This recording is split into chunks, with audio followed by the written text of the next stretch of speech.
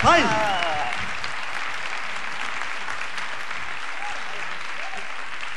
Мога да разбера, що пляскате преди да сте видяли нещо.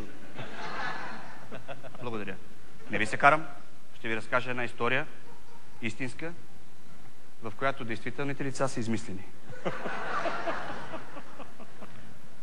Добър вечер, уважаеми зрители и вие тук слушатели. Понеже половината ред нямаме вижда. Ще бъда кратък, ще говоря бързо, така. Може нищо не разберете, но историята е важна. Става въпрос за море, с което ще поздравя северо-западна България. Вие не плескате, вие сте изток. Става въпрос за море. И аз обичам да ходя на море. Ха-ха-ха-ха. Нищо, че съм от Видин. Обичам, бе, му обичам и муцето и то обичам. Муцето, бе, муцето, муцката, да. Слънчето ми, мишленцето ми. Мишленцето ми, абе жена ми, бе. Като ми каже, мота, айде утре да ходим на морента. На Синемор. Като почне ми се легави така, та-та-та-та, бей. И аз какво да ви кажа? Какво пак да казвам? То колко му е? Видин Синеморец. Ние сме земя като една човешка длан. По-голяма тя не ми е нужда. Тарантарантата. Има няма 7-8 час почивките и с нашата кола. Аз от колата, за колата още не съм ви казал, бе. Ма то това кола ли е, ви казвам? Той майстора всичко каза. Защото аз преди да тръгнем на моренце, защото нали муцето, слънцето, това моето, така поиска, аз преди това трябваше да я закарам с колата на сервис. Да я погледне, защото Видин Синеморец все пак много далече. Отидох в сервиза, майстора само хвърля така едно око. И той не го хвърли. Това просто каза хвърляне на едно око. Преди да съм казал каквото и да е било, вика. Пич 300 лева. Сега 300 лева разбрах, какво е, пич не. Явно от древногръцката дума пичовина. Не знам. Не знам да ви кажа, често, не знам. Слави, мъцни ти нещо, помогнеш на историята? Не бе, не знам, аз просто слушам си. Знаеш. И как ще знаеш, като тя не е твоя история, Слави? Тя е лично моя история. Добре, красава. Благодаря, Славчо. Моля. Ай, жив и здрав да си. Ай. Какви 300 лева викам, бе? Значи тук влиза повече. Какви 300 лева викам, бе? Само малко спирачките да оправим, бе. Майстора ще се пукна от смях, да ви се не пукна, че ще се запръсне всичко ужас. Мислех, вика, че ми я кара за старо желязо и бях подготвил за 300 лева да ти я взема и да ти я продам на части, а ако са останали части, де. Значи той има базика тук, видите? Той мако да ме направи на... Значи от тук ви става ясно и каква е колата. Ама няма значение. Ставаме, значи, сутринта в 5 часа. С жената тъмно, да се ударих в нея, тук посинех целия. Оттам пък кафето го пих през ноздрите, че не можа да се усетя. Тая е отделна история. Мятам се на колата, жената по-така са метна. Нали тя са радва? Ти как са метна? Трупешката. А жената? Жената по-така.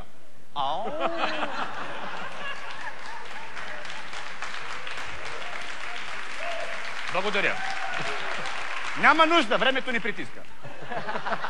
Мятаме се на колата и топур-топур. Тръгваме, да, точно така. Топур-топур, топур-топур, топур-топур, топур-топур. Топур-топур, топур-топур. Кой е това, бе? Това е влак.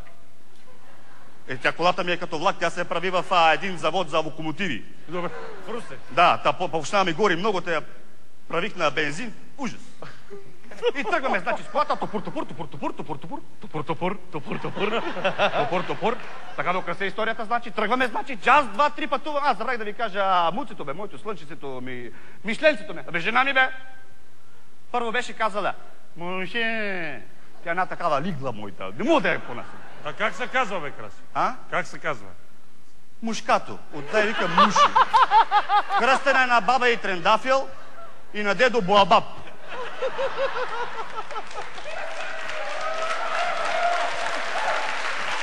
Да. Дедо и Боабаб. Е заченал баба и на рай граса пред градинката, то от тогава са осеменили и вече е приела имена на мушкати. После следва в лесотехническия... А има ли сестра? Сестра има сестра. Как се казва? Не знам името. Сигурно искаш да се казва някакво растение. Да. Не. Сестра и е Бонка. Няма нищо общо с другата. Ако искаш, ела да импровизираме. Давай, давай, молете се сега, да. Пак се връщам на муши. Пак са регави. айде под балканския път, че там е по-спокойно. И мушто да ме каз, нали съм мушито. Защото сложите една точка, че има много такива, защото мушкам жена си редовно.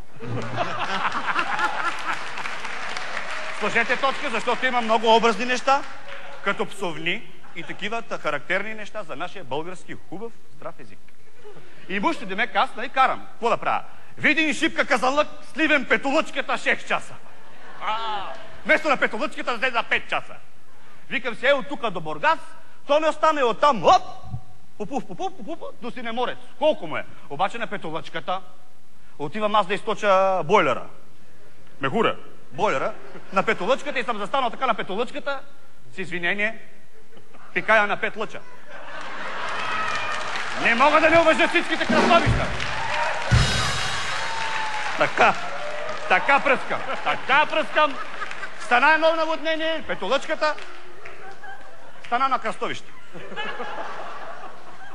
И като се връщам в колата, гледам муцето жена ми, жената намръщена. Викам, какво така се мръщиш с бабичаса, ще стареш много рано. Мръщиш така. Тя, скучно ми е. Как па го избра този път? Жив човек не срещнахме по него. Тихо, скука, все едно не отиваме на море ми на погребение. Значи там нямало хора. Така вика, въобще не мисли за мен.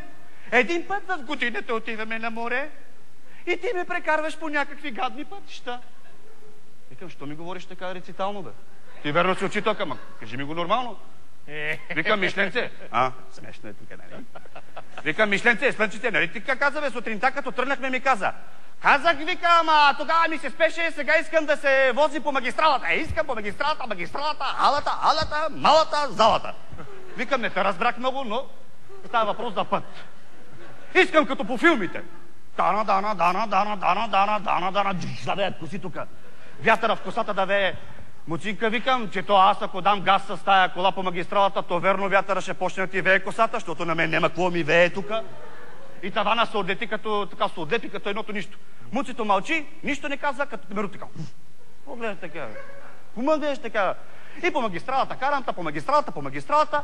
И ами муцито, щом каза, е от Сливен, дай назад. Вика, муци, тук не те разбрах нещо. Какво каза Сливен? Дай назад, вика, до София. И оттам по магистралата се връщам към Бургас. Карам аз, стискам зъби така, да си потроших 2-3 зъбата, оставях така без зъби, тук ми се промени лице, бе, така. И като си зъби, нищо не можа да кажа,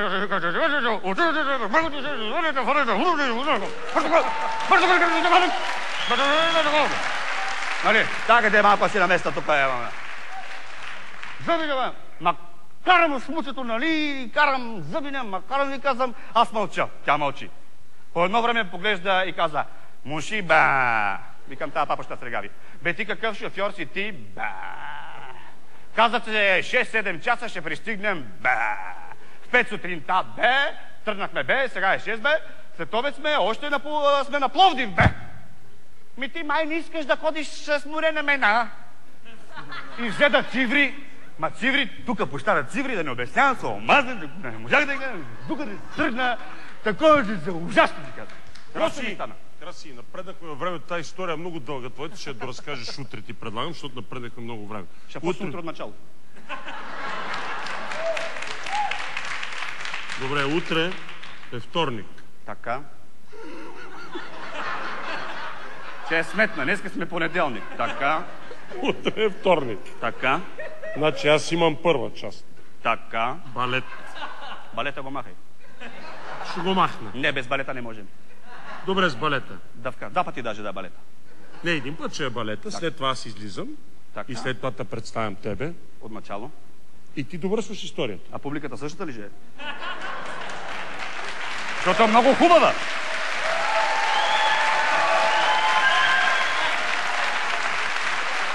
Добре. Така? Ако не е тая публика, да? Те ще те гледат по телевизията. Ти ще я довършиш по телевизията. Теб те дават да в момента... довърша публиката по телевизията, не. Ясно. Ще дадат роднините. Историята. Така. Теб те дават... Не ме прегръщай. Нали си ми шеф? Ние сме в приятелска атмосфера. Всички толкова се обичаме. Дайте цунка. Теб те дават по телевизията. Така. Тия, които не те гледат на живо тук, ще те гледат по телевизията. Така че утре Така. Ще ме излъчат по радиото. ще завършим историята утре. Окей, сега вече ми стана ясно. Всичко добре ли? Бавно, защото аз съм недоносен. Имам малък умствен процес, Да? който тече бавно. Умствената ми мисъл. Значи утре. Всичко Така. е наред, нали? Заповядайте, колеги, да завършим предаването. Уважаеми зрители, утре ще довършим историята на този велик актьор Краси Радков. Това беше всичко от мен от първата вечер в курорта Албена. Бъдете нас и утре. Благодаря ви. Това ми беше чест. Благодаря ви и довиждане. Благодаря ви.